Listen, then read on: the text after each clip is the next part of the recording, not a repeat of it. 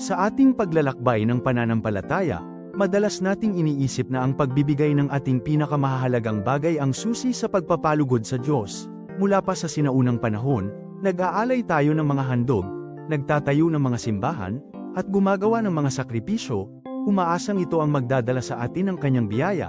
Ngunit mayroong mas malalim na katotohanan na nais ipaabot sa atin ng Panginoon, isang aral na higit pa sa anumang material na alay. Sinasabi sa atin ng isang Samuelo 15 kabanata, 22 talata, ang pagsunod ay higit na mabuti kaysa sa hain, at ang pakikinig ay higit kaysa taba ng mga tupa. Ano kaya ang ibig sabihin nito para sa atin ngayon?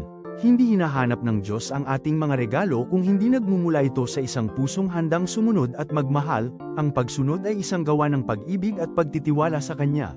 Ito ang pagpapakita na mas pinipili natin ang Kanyang kalooban kaysa sa ating sarili. Kaya, piliin natin ang pagmamahal, ang pakikinig, at ang pagsunod, dahil ito ang tunay na nagpapasaya sa Kanyang puso at nagdadala sa atin sa Kanyang walang hanggang biyaya.